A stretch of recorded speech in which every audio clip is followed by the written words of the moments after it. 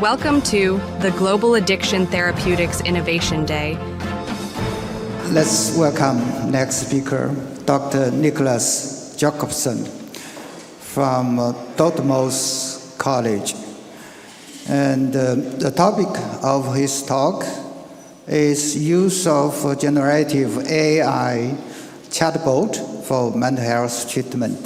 This is also a very important topic. Welcome.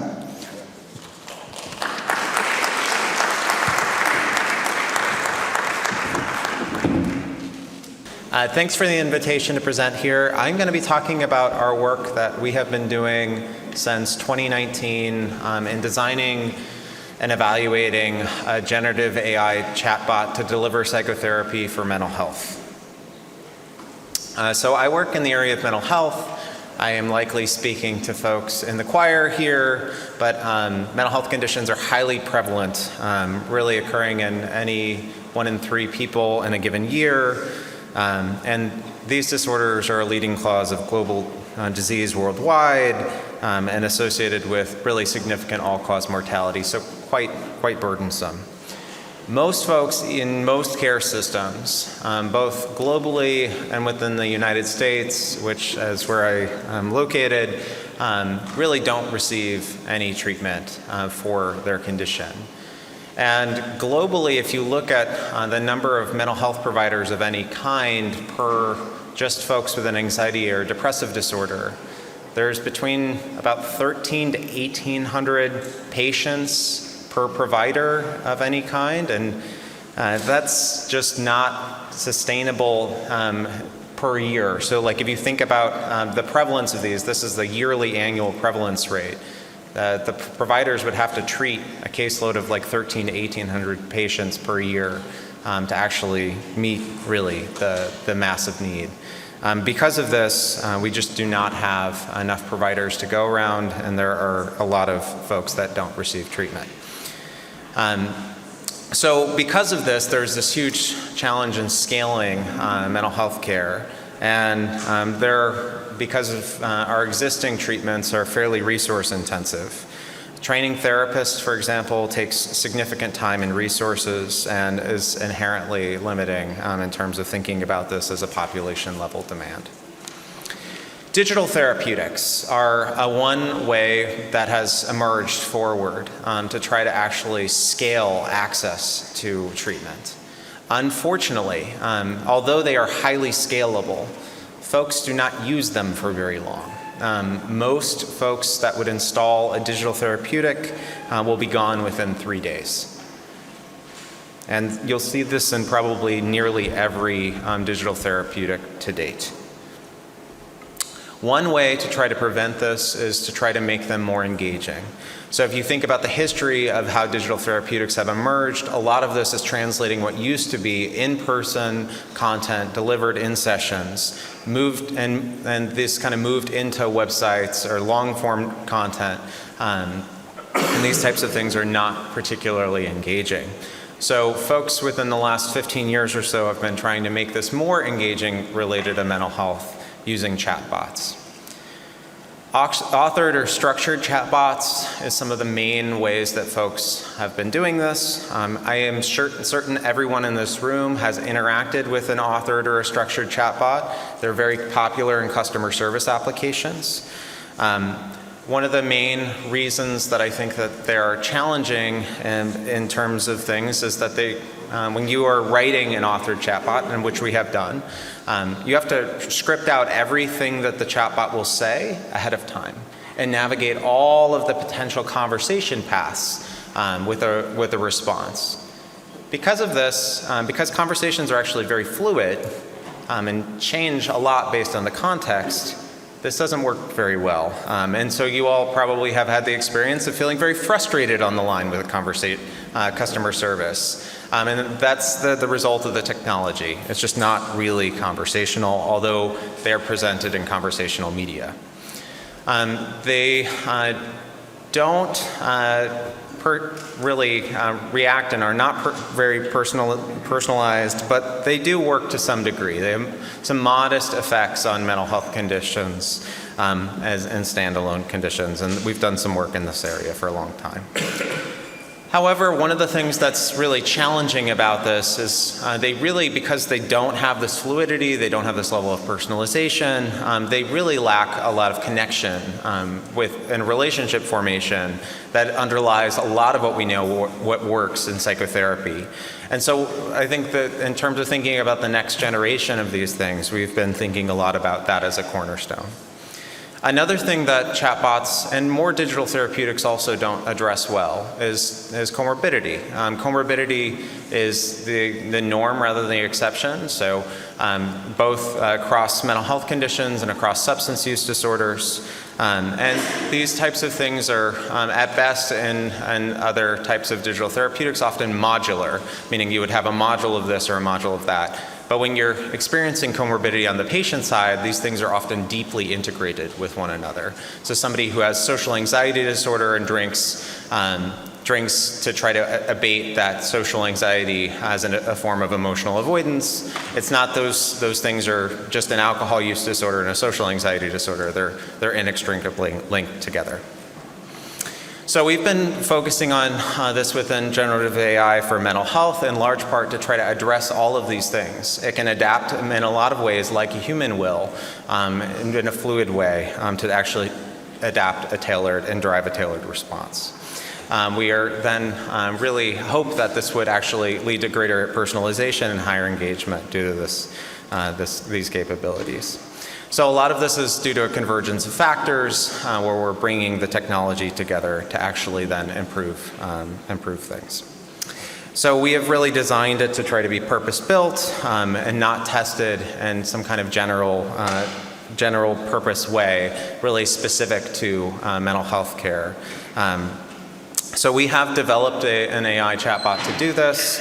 I will talk a little bit about how they work. The biggest thing that, in terms of how they work, is based on data. So the data that you give them need to be really exemplary and would need to be essentially what the model would learn from. And these data are best when they are dynamic, and they are based on a lot of the foundations and advancements in time series-based neural networks. So the first thing that we did getting into this field was think about where there's a large amount of data. So we started with mental health forums, in large part because there was actually good data on mental health forums actually producing better mental health outcomes when folks would have access to this. We figured that there may be some therapeutic qualities to these types of interactions. It didn't go well. The first interaction we had with our chatbot, we said, I'm feeling depressed. Sometimes I don't feel like I wanted to get out of bed. And this is the therapeutic response. Life is such a struggle. Most days I don't know how I have the energy to go on. I end up wanting to cry alone in a corner. I just want my life to be over. So not what we were going for. The next iteration, we thought, okay, well, clearly we should not be using peers. We should go towards the experts. So we got psychotherapy training video transcripts. This is supposed to be like really the best of the best, how other therapists would be learning from these materials. And so we got thousands of these transcripts. And we had also trained our chatbots on that. So again, I'm feeling depressed. Sometimes I don't feel like I want to get out of bed. The therapist's response, what do you think I should do? Go on. And I don't know what else to say. I want some help. Your problems stem from your relationship with your mother. That happened usually within 3 to 5 turns. So because of this just really showed us a few things. One, that the chatbots were actually engaging based on the data that we were presenting them. The 2 chatbots couldn't have been more different. But we had the wrong data. So we started developing and curating this data from scratch based on within my lab. At this point, we've spent over 100,000 human hours with over 100 people actually designing the system and this data.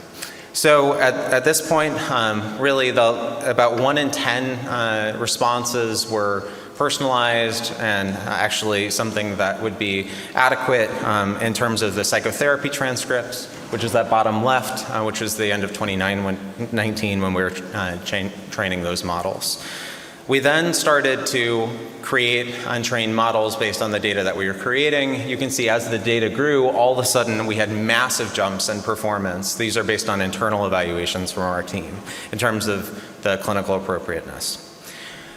We then developed a smartphone application interface called Therabot. I have a video. It did not play, I think, in translation of the slides, but it's animated. The avatar changes based on the emotional context of what's going into it. We have published this about a month ago in the New England Journal of Medicine AI, doing the first randomized controlled trial of a generative mental health AI system, really targeting clinical populations. We had 3 different clinical populations, folks that were clinically depressed, clinically had generalized anxiety disorder, or were clinically high risk for feeding and eating disorders. So 70 different people in each one of those different clinical groups, 210 people total that were randomized to either the Therabot group or control group and had access to this over 8 weeks. You can see these are our primary outcomes. On the left side, you'll see that there is a blue distribution.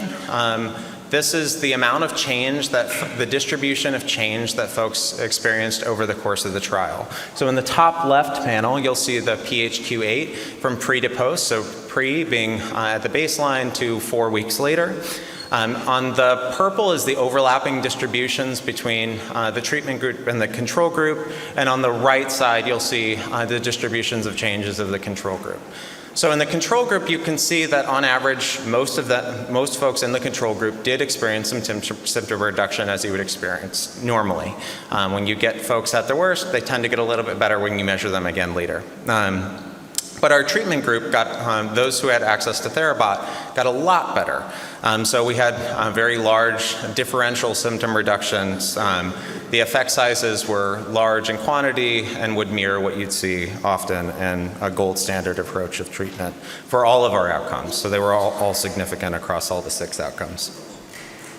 In terms of the secondary endpoints, the Working alliance was another thing that we were really interested within the context of this treatment. It's one of the bedrocks that is most well studied in seeing how psychotherapy works. And what we measured was using the same scale that's usually measured using traditional measures of working alliance. And what we found were very comparable to the norms with patients and their actual human providers. So very, very similar in their distributions. Folks really liked it, found it that it was like working with a real therapist, and overall we're very satisfied. So some key takeaways there was that the data quality is crucial, and that strong expert data is really needed to actually drive things forward. Beyond that, I think related to engagement, one of the things that you'll see here is the engagement rates with the system over time. On the x-axis is time, and then on the y-axis, there's a person for each one of those blocks. So for each row in the y-axis is a different person. You'll see that there's a lot of color there, not a lot of white. That's because most people interacted with it very regularly. The average amount of unique number of days that they interacted with the system was 24. They sent hundreds of messages to the system over time. They were not incentivized. I don't know, the slides are all scrambled, but in terms of the key components of this were a few things. One, that data quality is crucial. In terms of the clinical effectiveness, it was pretty large. Most folks used it over an average of over 6 hours. And we really found that this generative AI was a promising tool. I do think that there needs to be some really important considerations when thinking about this. General solutions do not really fit well in this space. They produce things at high rates that can potentially harm folks, so we did spend years on safety alone. So happy to talk further and also take questions, but also want to thank my collaborators in my lab. Organized by International Society of Addiction Medicine, sponsors and co-organizers, CNRE, Indivir, Spark Biomedical, Salofa, Ethifarm, University of Minnesota, European Union Drugs Agency, UK Office for Life Sciences,